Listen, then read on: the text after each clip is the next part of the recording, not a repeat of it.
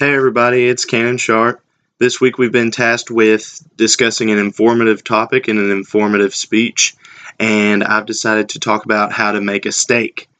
I've chosen this because I enjoy getting out on the grill and having a good time, having friends over, and a steak just seems to be the number one thing that gets cooked on a grill and is the most enjoyed thing that comes off a grill.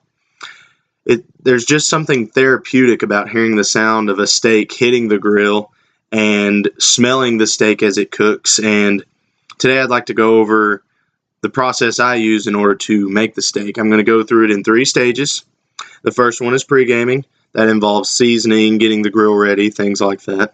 Then there's game time. That's when steak hits grill and things start getting fun. And then there's the celebration, which is when the steak hits the plate and we get to start enjoying the steak. Now, first off, whenever you get a steak, the important thing is to decide what kind of steak you want. There's all sorts of different kinds. There's ribeyes and sirloins and New York strip and T-bone, and the list goes on and on about the different steaks you can use. I prefer a ribeye, usually somewhere between a 12 and 16 ounce is what I choose. And when it comes to seasoning, a lot of people don't know that oftentimes you got to let that seasoning rest for a while. A lot of people do marinades and stuff like that for 24 hours, and those are great. But I found that if you just allow your seasoning to sit for approximately 40 minutes before you cook, you get the peak flavor out of that steak. And I prefer to use this McCormick's Perfect Pinch steak. It has a really good flavor. Now, whenever you prepare the grill, there's 2 different kinds of grills. There's a charcoal grill and a gas grill. Whenever you're using charcoal, it's good to spread your coals out and get them covered with a good lighter fluid, following the instructions that the lighter fluid gives you. Each lighter fluid does it a little differently.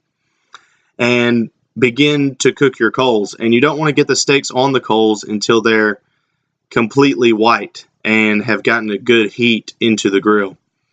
Now, if it's a gas grill, follow the instructions for your gas grill with the electric igniter and prep time to get that gas grill going. I prefer charcoal. But now that we've got the grill ready and the steak seasoned, it's time to get onto the grill. Now, the placement of the steaks on the grill is really important.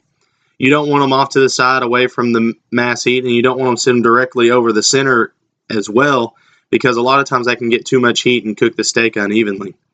And a lot of times when cooking a steak like a ribeye with fat marbled into it, that fat tends to drip and can cause flare-ups, and you definitely don't want it directly over the center. So you kind of want to find a nice gray area between the edge of the grill and the very center of the grill to cook your steak to the perfect temperature.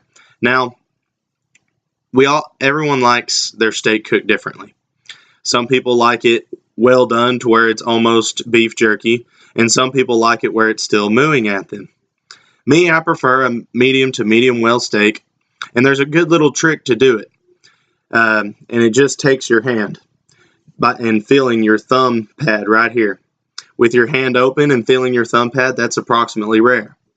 Then you have medium rare, medium well, and well done.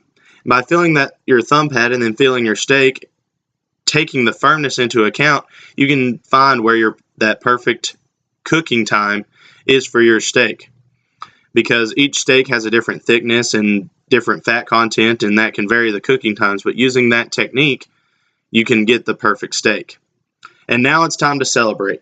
But before you just cut into that steak fresh off the grill, it's smart to let it rest on the plate or in a preheated oven for approximately 5 minutes to let the juices just completely combine and come together before you enjoy that delicious steak.